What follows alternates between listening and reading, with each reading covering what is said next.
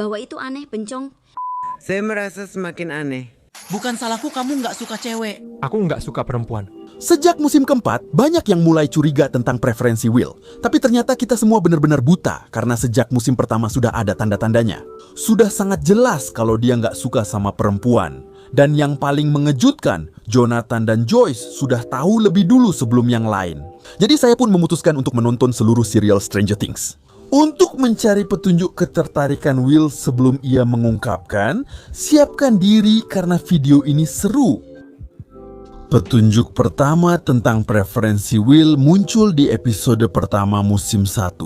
Oh, sebenarnya sudah jelas dari sini, tapi tak ada yang sadar. Setelah Will hilang, Joyce langsung melapor ke Hopper. Deskripsi Joyce tentang Will memberi petunjuk pertama karena dia bilang Will berbeda. Dia berbeda denganmu, Hopper, denganku, dan kebanyakan orang. Dia tidak mengatakannya sebagai hinaan, tapi sebagai orang yang benar-benar mengenalnya. Dia menyebutnya anak sensitif, tidak cocok dengan lainnya, sering diejek dan diberi julukan. Dia juga bilang tidak suka hoki, tidak kasar, tidak agresif, tidak seperti anak-anak lain kala itu, apalagi seperti yang diinginkan ayahnya. Hal paling mengejutkan dari adegan ini adalah Joyce menyebut ayah Will menghina Will dengan kata-kata homofobik karena dianggap lemah. Mereka menertawakan dia dan pakaiannya. Apa salahnya dengan pakaiannya? Loni bilang dia aneh, dia bilang dia bencong. Apa itu? Dari sini kita sudah punya petunjuk tentang preferensi Will. Sekarang bersiaplah, karena sejak episode 2 kita sudah diperlihatkan bahwa Jonathan sudah tahu apa yang terjadi dengan Will. Dalam kenangannya, dia bertanya pada Will apakah benar-benar suka bisbol atau hanya ikut aktivitas yang dipaksa ayahnya. Will menjawab tidak, bahwa sebenarnya dia sama sekali tidak tertarik. Jonathan menekankan bahwa Will tak perlu melakukan sesuatu hanya demi keinginan orang lain atau memaksakan diri menyesuaikan diri. Tapi seseorang tidak boleh memilih sesuatu hanya karena orang lain yang menyuruhnya. Jonathan benar-benar ingin mendukung adiknya. Dia sudah tahu bahwa Will tidak merasa nyaman dengan hal-hal maskulin yang diharapkan darinya. Karena itu, dia tidak menghakimi Will dan hanya berusaha memahami.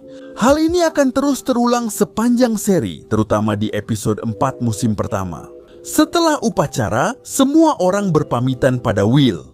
Troy dan temannya kembali mengejek Will seperti biasa. Namun kali ini bukan ejekan biasa. Saat Mike mendekat menegur, Troy tidak meminta maaf, justru melontarkan kata-kata keras.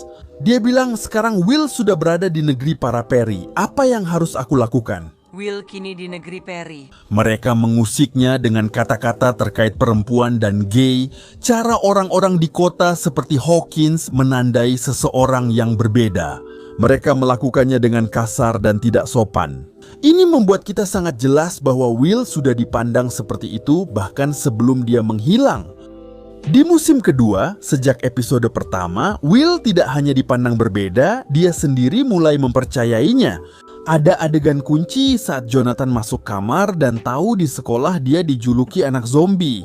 Di sini terjadi hal penting. Will mengakui pada kakaknya bahwa dia memang aneh. Aku merasa semakin aneh. Kamu bukan aneh? Iya, aku memang aneh. Dia merasa ada yang berbeda pada dirinya, dan Jonathan kembali membuktikan bahwa dia selalu tahu. Jadi, alih-alih membetulkannya atau mengatakan bahwa dia tidak berbeda atau aneh dan sebenarnya dia normal, dia justru mengatakan bahwa menjadi aneh itu bukan hal yang buruk dan bahkan lebih baik daripada menjadi normal. Dan musim kedua ini punya poin penting tentang Will yang sekarang memang sangat jelas. Dan di episode-episode berikutnya, Lucas dan Dustin sama-sama tergila-gila secara romantis dengan Max, tapi Will adalah satu-satunya yang tidak merasakan ketertarikan pada dia. Pada saat itu, mungkin belum terlalu jelas, tapi sekarang memang sangat jelas. Di episode 8 musim kedua, kita melihat kapal pelangi milik Will. Saat Joyce mencoba membangunkan Will dari trance, ia mengingatkan kenangan tentang gambar krayon yang pernah diberikannya. Will menggambar sebuah kapal luar angkasa besar berwarna-warni yang dia sebut kapal pelangi. Kamu menggambar kapal pelangi, kapal luar angkasa raksasa. Ini bukan gambar biasa. Ini seri yang sama dengan warna pelangi untuk mewakili sisi Will ini. Dalam trans yang sama, ada Mike. Selalu Mike. Karena yang membuatnya keluar dari trans bukanlah momen biasa. Saat Mike bercerita tentang pertemuan mereka dan betapa pentingnya itu baginya, Will kembali karena kenangan tersebut. Kebetulan, saya rasa tidak, teman-teman. Sekarang kita tahu perasaan Will pada Mike.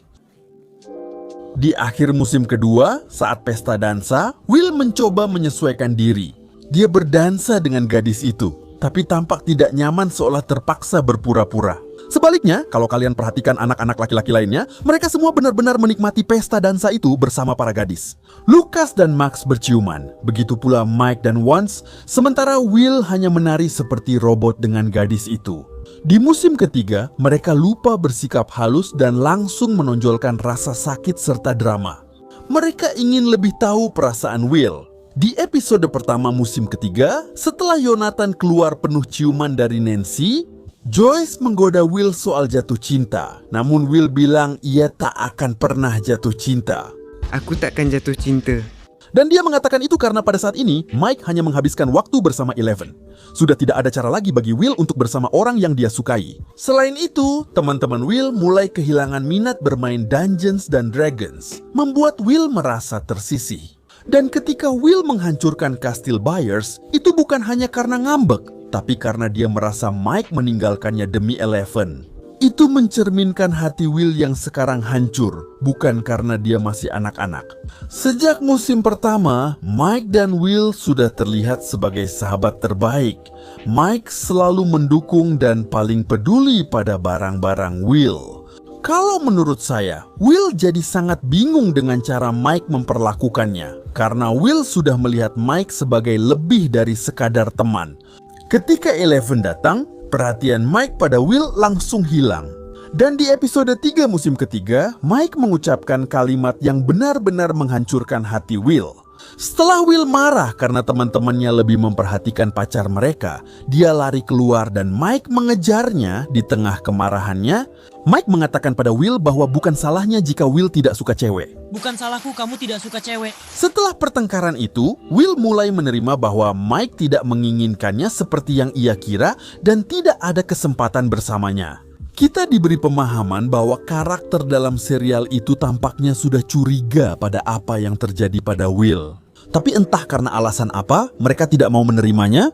Dan untuk musim keempat, semua petunjuk menjadi lebih visual. Di episode kedua musim keempat ini, saat Mike mengunjungi Will dan Vance, terlihat Mike lebih antusias bertemu pacarnya daripada Will. Namun Will sangat antusias bertemu Mike dan berharap Mike memeluknya seperti pada Vance. Namun karena lebih dewasa, Mike mulai menjaga jarak dari Will. Mungkin karena merasa Will agak aneh. Adegan-adegan ini sangat menyentuh hati saat dipahami. Kasihan Will membawa gambar untuk Mike, namun tak berani memberikannya karena sikap cuek Mike. Namun, dia diam-diam memperhatikan Mike saat tak ada orang. Dia menatap Mike dari atas ke bawah, hal yang hanya dilakukan pada orang yang sangat disukai. Melihatnya sekarang, detail ini sangat halus dan hanya sedikit orang yang menyadarinya saat itu. Kasihan Will, bahkan Dr. Simi pun mau memelukmu. Namun, ujian yang lebih berat menantimu setelah ini. Saat Jonathan mengajak ke arena seluncur, kita melihat Mike sepenuhnya fokus pada Vance. Jonathan menyadari hal ini dan mencoba menghibur Will, tapi dia hanya melihatnya dengan sedih dan pasrah dari kejauhan. Will benar-benar merasa terasing, bahkan dari Mike. Kemudian, Will memberanikan diri. Saat bertengkar dengan Mike, Will menegur karena Mike lebih sering menulis surat ke Vance daripada ke dirinya, dan Will merasa hanya jadi orang ketiga di antara mereka. Bagaimana dengan kita? Apa? Dia punya sebuah buku berisi surat-surat darimu. Karena dia pacarku, Will. Lalu bagaimana dengan kita? Aduh, sakit sekali. Jelas, di bagian ini, Will benar-benar hancur karena dia harus memahami dengan cara yang paling menyakitkan bahwa cintanya tidak terbalas. Tapi Jonathan sudah tahu.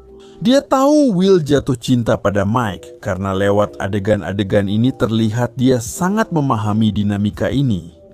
Dia menghibur Will, ingin menjauhkannya dari Mike dan Vance agar tak tersakiti, serta menatapnya lembut seperti kakak yang khawatir. Di episode 5 musim keempat, muncul percakapan tentang takut berkata jujur. Jadi Will, dalam sebuah percakapan dengan Mike, secara halus mengatakan bahwa mengatakan kebenaran itu tidak semudah itu. Karena kamu tak tahu reaksi orang lain atau apakah mereka suka atau tidak. Ungkapkan perasaanmu. Bagaimana jika dia tak mendengarnya? Will mulai merasa sebaiknya jujur tentang perasaannya, tapi bingung bagaimana melakukannya tanpa kehilangan orang yang ia pedulikan. Namun pada episode 8 musim keempat ini, Will menemukan cara untuk mengatakan kepada Mike apa yang dia rasakan, tapi tanpa terlalu langsung. Saat di van, Will memberi Mike gambarnya dan berbicara tentang Eleven, tapi ia menangis karena sebenarnya sedang membicarakan perasaannya sendiri. Tentu saja dia akan selalu membutuhkanmu. Beberapa bulan ini dia merasa tersesat tanpamu. Ketika kamu berbeda, kamu merasa seperti sebuah kesalahan. Tapi bersamamu, dia tidak pernah merasa seperti sebuah kesalahan. Bahkan dalam gambar itu, kita melihat Mike dengan perisai berbentuk hati dan sungguh teman-teman, inilah bagian di mana Will menerima bahwa Mike tidak akan pernah mencintainya.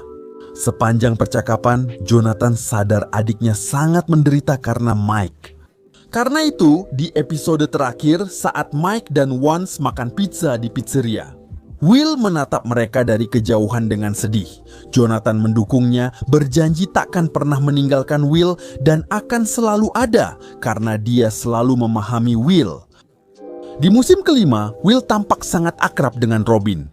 Dan, seperti yang kita tahu, dia juga menyembunyikan ketertarikannya pada perempuan. Tetapi dia sangat mendukung Will agar bisa belajar memahami dirinya sendiri dan mengungkapkan perasaannya kepada orang-orang terdekatnya. Setiap percakapan dengan Robin seperti cermin, ia membahas tanda-tanda cinta tak terbalas dan sulitnya menerima diri sendiri. Will mendengarkan dengan sangat saksama dan di episode 7, Will memberanikan diri dan mengumpulkan semua orang untuk menceritakan apa yang sebenarnya dia rasakan. Banyak yang menunjukkan wajah terkejut, tapi Jonathan dan Robin sudah menduganya. Will mengatasi ketakutannya dan menerima dirinya. Di episode terakhir, kita melihat dia akhirnya menemukan cinta yang berbalas dan bahagia. Dan itulah teman-teman, Stranger Things tidak pernah menyembunyikan siapa Will Byers. Akhir ceritanya tidak mengungkapkan hal baru, hanya menegaskan apa yang sudah dikatakan serial ini sejak awal. Bagaimana pendapat kalian tentang kisah Will Byers? Jika sudah menyadari sejak awal, kami akan baca komentarnya.